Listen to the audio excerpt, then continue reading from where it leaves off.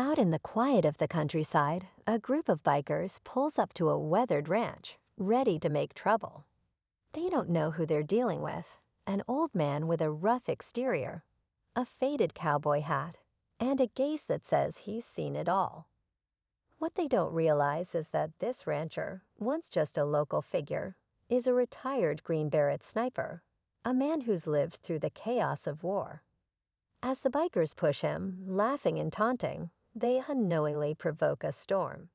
Tensions rise as the old man, calm but unwavering, prepares to show them what happens when you underestimate a true warrior. But will the bikers back down, or will they learn the hard way? Stay tuned for the unexpected twist. The bikers had come to the old ranch for one reason: to intimidate. They'd done it before in other towns, pushing around locals, taking what they wanted, and scaring anyone who dared to stand up. But this time, something felt different. As the leader of the group revved his engine, the sound cutting through the still air, the rancher didn't flinch. His rough hands, weathered from years of hard work, gripped the handle of his cane, but there was something in his eyes, something that made the air heavier, like a storm was about to break. They called him the old man around town, never suspecting his true past. But those who did knew better. The bikers might not understand it yet, but soon they would. Trouble was brewing, and it wasn't going to end well. The bikers, confident in their numbers, began to circle the rancher, laughing and making crude jokes. Their leader, a large man with a patch over one eye, strutted forward, his boots crunching on the dry dirt. He could see the old man standing tall, but his eyes weren't filled with fear, only calm, steady focus. The leader's voice echoed across the ranch as he mocked the rancher's weathered appearance. He didn't know the man's history, nor did he care. To him, this was just another town to conquer, another victim to break. Meanwhile, in the shadows near the barn, a few of the bikers started snooping around, looking for anything to steal or destroy. But the rancher's dog, a loyal old mutt, began to growl low from the porch, alerting the rancher that things were escalating. The tension thickened like the still air before a thunderstorm. In the distance, a set of headlights appeared down the dirt road, cutting through the night. The bikers didn't notice at first, too wrapped up in their intimidation. But the rancher did. He knew that sound. It was unmistakable, the rumble of military trucks, a sound from his past that had never quite left his memory. His eyes flicked over toward the road, his pulse quickening. It wasn't just any convoy. He knew exactly who it was. As the lead biker raised his hand to signal the group to move in closer, the sound of the approaching trucks grew louder. The rancher remained silent, a faint, knowing smile tugging at the corner of his lips. The bikers were about to get a lesson in underestimating the wrong person. The bikers were now only a few feet from the rancher, their leader grinning like a predator closing in on its prey. The tension in the air was almost unbearable. The rancher didn't move, standing tall with the same unshakable calm, his eyes flicking briefly toward the road. The sound of the trucks was unmistakable now, just a minute away, but the bikers were oblivious, caught up in their own bravado. "Think you're gonna scare me, old man?" The leader sneered, stepping closer. "You should have stayed out of our way." The rancher didn't respond.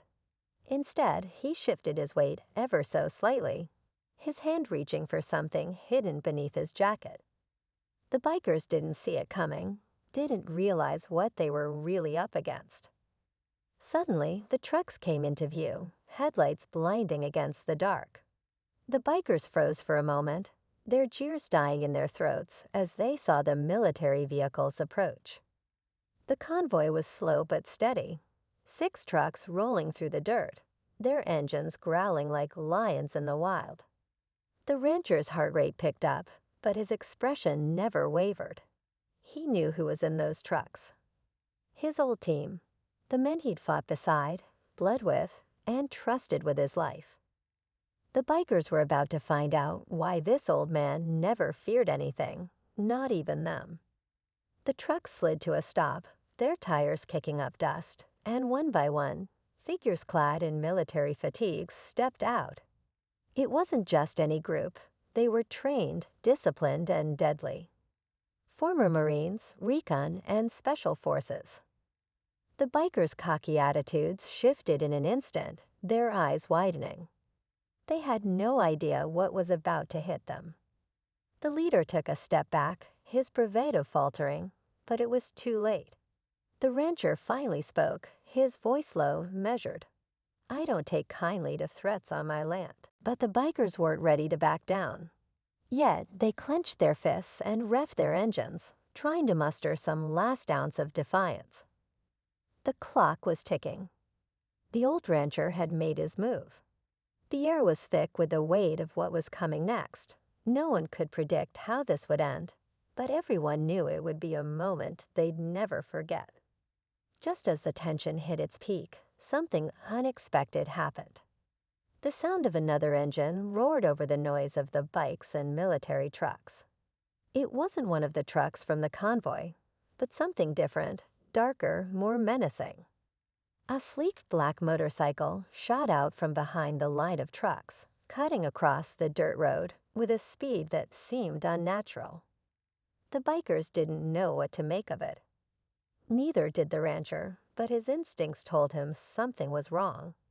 The motorcycle pulled to a stop in front of the convoy, and a figure in full black gear dismounted. The helmet obscured their face, but their presence was chilling. The bikers, still recovering from the arrival of the military trucks, eyed the newcomer warily. This wasn't one of their own. The new arrival's movements were calculated, precise, as if they'd been waiting for this exact moment. The rancher's eyes narrowed. He recognized the style of gear, the stance of the rider. It was military grade, but this wasn't a part of his old unit. No, this was someone who operated in the shadows, someone who worked outside the lines, someone who didn't care about the rules. Then the voice came, cutting through the thick silence. It was low, almost a whisper, but it carried with it the unmistakable weight of authority. "You're all in the wrong place at the wrong time." The leader of the bikers, already rattled, took a step forward, trying to regain some semblance of control. "Who the hell are you?" But the rider didn't answer. Instead, they turned toward the rancher, and for a split second, the two locked eyes. A flicker of recognition passed between them, something old, something dangerous. The rancher's expression tightened. He didn't know who this person was, but he knew they weren't here to help. The stakes had just been raised.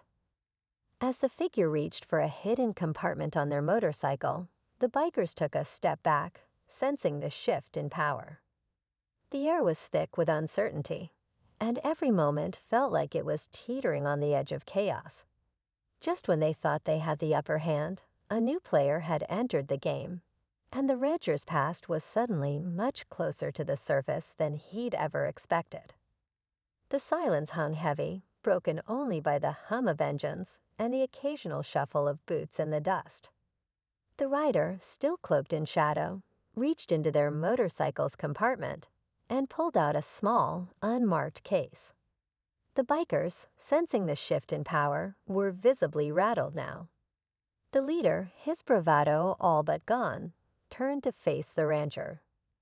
"You're not walking away from this," he growled, but his voice lacked conviction. The rancher's eyes were locked on the mysterious rider, his past finally catching up to him. His team from the convoy stood ready, silent, waiting for his lead. They'd been through worse, much worse, but this new player, whoever they were, was throwing everything off balance.